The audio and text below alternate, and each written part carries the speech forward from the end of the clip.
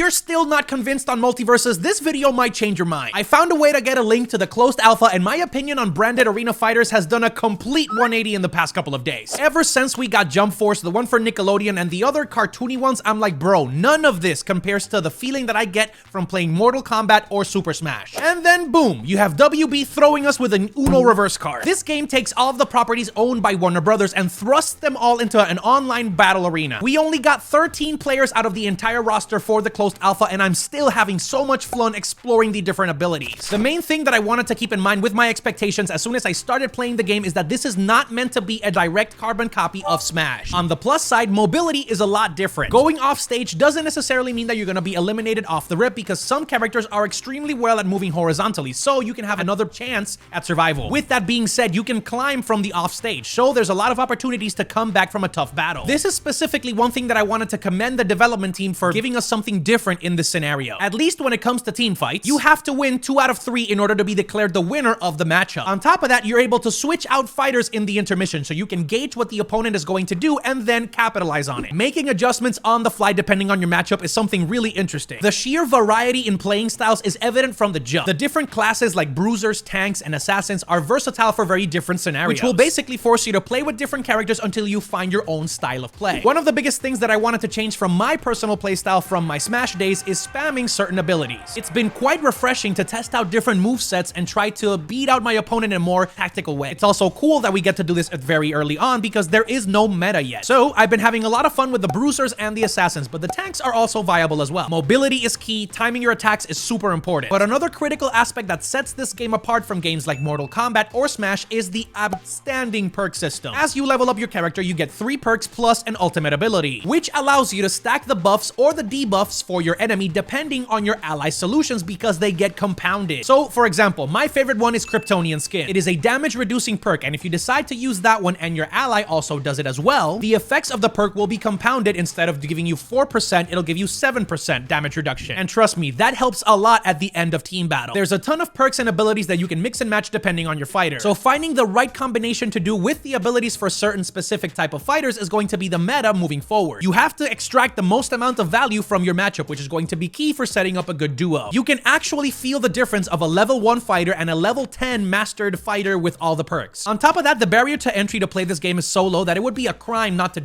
actually try it. We are currently in the closed alpha stage, but the open beta will be releasing in July of 2022. On top of that, the biggest value proposition of this entire project is the fact that it's cross-platform and free to play. I tested that yesterday, and so far it is true. The battle pass was free, and the cross-platform capabilities worked like a charm when they were supposed to. In terms of the negatives, there are a few. Lag spikes and frame skips are the most important ones, and they are few but notable. For example, if everybody's attacking all at once, there were moments where my hits didn't register correctly, or I would feel like I hit the player and then it skipped like a couple of frames and the entire battle will be reset over and over. In some cases, it's positive because you will be avoiding hitting attack because of lag spikes, but in others, a confirmed elimination will not count. But for a vast majority of the time, the game runs pretty smoothly. Another con is the inconsistent hitboxes for some of the characters. Tanky players like Superman have a huge hitbox, so it gets a little ridiculous if you're trying to fend off an attack from 2 people spamming the same ability at the same time from 2 different directions. Tasmanian Devil and Shaggy. You can set up some really ridiculous combos this way, so I hope that gets fixed a little bit once the actual beta is released. I am playing it on PC on the highest levels of quality, and it is running absolutely beautifully. The sound effects, the sound design, and the audio itself is absolutely pristine. Plus, you add on top of the fact that they're adding the traditional classic sound effects from the shows that they are in from the source material, and the voice actors are coming back. Jim Cummings, Kevin Conroy, and George Newbern, for example. My favorite is Tara Strong because Harley Quinn is she's just bae. I'm going to give you my full opinions on the actual roster in another video, but you should know that my main goal is to get my Shaggy to top 100. Speaking of which, I've been streaming the game over on my main channel, and if you want to see that or clips of it, you can check it out as Tropical Joe. And you can see my full VODs on Tropical Joe VODs starting today. The thing that has me excited the most is that this is just the beginning in terms of the full scope of the project. Keep in mind, all of the franchises that Warner Brothers owns are fair game for this arena fighter, which means that at some point we could play with Lord of the Rings characters and even Harry Potter. In one of the previews, the developers were even playing with Larry David. If they decide to put them in the game, I am playing with Gandalf, no ifs, ands, or buts, homie. You shall not